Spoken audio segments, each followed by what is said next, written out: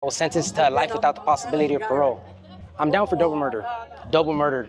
That I murdered these individuals. I was robbing, I was hurting people, I was using drugs, I was committing all kinds of crimes. All right, brother. First and foremost, what's your name and where you from? My name is Jesse Alexander Cardoza. I'm 27 years old, and I'm from the San Fernando Valley here in LA County. And how long you been down? I've been down 10 years. I was incarcerated 2016, and I was sentenced to life without the possibility of parole. Now, if you don't mind speaking about it, feel free to skip the question if you don't feel comfortable, but what are you down for? I'm down for double murder. Double murder. That I murdered these individuals. I murdered individuals at the time where I had a false belief system. I was calloused throughout so many childhood experiences that I went through and ended up adopting in the street life. So that's what I'm in here for. Now, were you a part of a specific gang? I wasn't part of a specific gang, but I don't want to minimize because I was still doing everything a gang member does and still hanging around with gang members. So I was robbing, I was hurting people, I was using drugs, I was committing all kinds of crimes.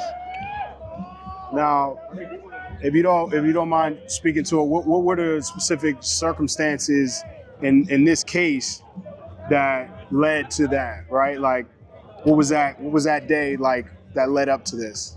Okay, so to give you some context, I have to talk about my childhood. Okay. And how I got there.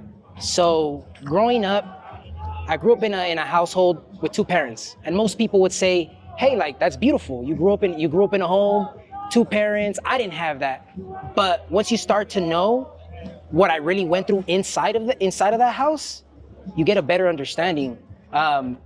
Domestic violence, emotional, mental, and physical neglect, abandonment, abuse from my father and my uncle was some of the things that I was going through. And a little bit later on, I had a learning disability, ESL kid. So that came with so much trauma due to the bullying, due to not being able to understand and learn and absorb the information like other kids around me did. And that led me to all those situations led me to encounter feelings like fear, shame, guilt. I felt dumb, and resentment from my own parents, for the very home that home is supposed to be home, but it wasn't. And that seeked me to search for love and acceptance somewhere else outside of my home. And that led me to the streets, my neighborhood around me. What were people doing at that time? Stealing, robbing, smoking, surviving as well. I didn't understand that at the time, but now I know, surviving because of their own circumstances. And that's what I did. And all I wanted from my mom and my dad growing up was, "Hey, how are you, son?" Or I wanted a hug. I couldn't even get a hug. When I was feeling emotional, I couldn't express myself at all. So being able to step outside my home, running away from these situations and trauma that I was encountering, they did that. These peers that I didn't even know about, "Hey, how are you doing?" That was big for me because it's something that I was searching. When I was in my room crying by myself in that under the blanket, under the covers, while my parents are doing whatever they're doing for the last 2-3 hours of the day that they came back from work and they don't want to spend it with me, I was thinking these things. I want to express myself. I want to talk to somebody, and the stuff that I'm going through, not just in school, but at home. So the moment that I was able to receive that from these people in the streets, it was like heaven to me. You know, somebody was saving me. And obviously initially I wasn't introduced right away to the drugs, to the crime, to stuff like that. But I was introduced to love. At least the love that I thought back then was healthy, was good, it wasn't. But they'd check up on me, they'd give me hugs, they'd tell me like, "Hey, how was your day? What are you going through? Hey, this is what I'm going through." So I had a safe space. Eventually I got introduced to substance use, crime, and a false belief system. These core beliefs that they had adopted from other people. It was like a ripple effect, and I ended up adopting them. So what led me to my crime that day was that I was a callous person. I was selfish. I didn't care about human life. I didn't even care about myself. So when I was put in these situations with my homies, so-called, whatever they were doing, I was doing. And not just them, whatever I was doing, they were doing. So if, for example, what led up to my case was an altercation between two groups, my group and that group, and threats and fighting started to happen. So what am I gonna do? Because I'm searching for acceptance and love, and I wanted them to accept me, I'm gonna do the most. I'm gonna do the most because that's who I was at the time. Oh, yous are fighting? I'm gonna go ahead and pull out this knife, and I'm gonna go ahead and shank this dude. Because I want my friends to be like, oh, this is Jesse. This is Jesse. This is who he is, and feel accepted in that way. Right. Something that I didn't get growing up. So that's what led me to that day to commit something like that, or it was able so easy to commit that. Gotcha, man. Well, what are some of your fondest childhood memories? Some of my fondest child memories. I mean, obviously we spoke about some of the trauma and some of the negative and, some of the things that led up to your incarceration. Yes. But like on the reverse side of it, like what are some of the fondest childhood? Some of the things that I found beautiful in my childhood, the fondest was the little things. Because clearly we talked about, I didn't have the big things or the basic needs a child should have growing up and developing, was being in my room, playing with pens, pencils. When I do go out to a birthday party, because my family was, we got invited to this party, even though I wasn't communicating with them, enjoying that moment with them, some of my fondest memories are interacting with other kids that were healthy, that had that love, and having some type of fun here and there. Even though my dad played soccer and he went out to parks to play for soccer and I wasn't part of that, still I was in that environment. So it was finding the beauty in little things like that. So wherever I would go, I would make the best out of it. That was the fondest things in my memory in my memories that I could re-encounter. Just the small things, what I could make for myself, because I didn't have the guidance, the love, or anything to, a structure like, oh, hey, or spend some time with him to enjoy these moments. Absolutely. So, question for you. So, what was the moment that really made you change and made you realize the errors of your ways? I mean, obviously, getting sentenced, right? Life without the possibility of parole. But was there a specific moment inside prison that like really changed you? Yes. So I'm going to speak on two events. One of the event was as soon as I got charged and I was arrested, I went to LA County Jail and I started looking around, and instantly I felt remorse. Instantly, I thought about the damage I had done.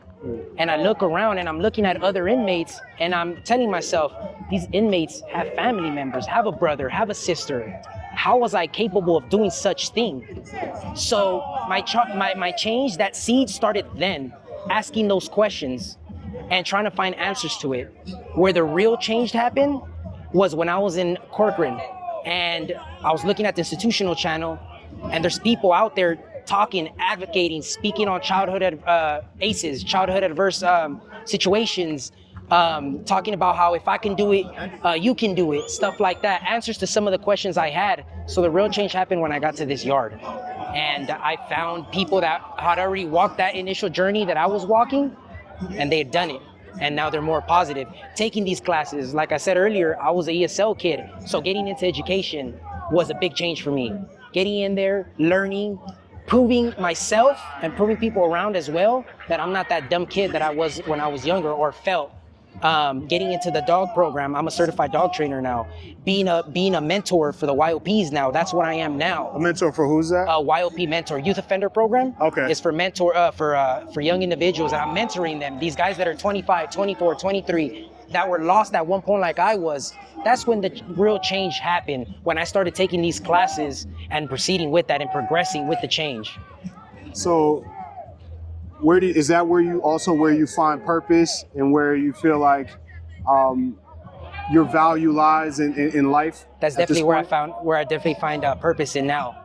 Definitely, because I'm of service now. I'm of service. I'm selfless now. So due to what, I committed in the past and how I live my life, now I feel, and my purpose is that to empower men, to empower youth, and to find a way out, because life is beautiful. I understand that now. There's so many things that were closed off to me when I was younger, and I find the beauty in a lot of things now, not just with individuals I encounter, but also events like this. It could be from the smallest things. I hear some of the youth talk about, oh, his shoes are fly, his outfits fly. Yeah, you can have that. You can have that. if you learn and you find out who you are. So I just help. That's my purpose, is helping people now. Not just that, I have a family. I have a daughter that's 9 years old, and I want to give that example too. Beautiful, man. So that, I mean, that says a lot for you to have life without the possibility of parole and still find it within yourself to help individuals, you know, that are getting out one day. Definitely. You know what I mean? You could definitely pack it up and not focus on them at all. So I think that's super beautiful and very commendable, man. Thank you. Definitely support you in that. So do you have any message to the youth directly? Yes. So I can only talk about what I've learned in my experience, right? But what I've noticed is that we're all very similar in many ways. And what helped me out was finding out my ACEs, my adverse childhood experiences and trauma that I went through. If you can find within yourself and dig deep enough and find out what really made you feel out of those traumas or events that happened to your life, and you can see how you applied that to your negative behavior and how you got here, I encourage that. And if you need some help, it's called ACEs, adverse childhood trauma or events that happen in your life. And you'll get a better understanding of why you became who you were, you know? Absolutely, man. Any last messages to anybody specifically? Yeah, no, I just want to say thank you for you guys giving me the opportunity. Not just that, for you guys coming in here and impacting different people's lives. And the work continues. The work continues. It's going to continue to. The work is going to continue to move forward. I should be leaving to a level 2 within 3 months, and that's where I'm going to continue as well too.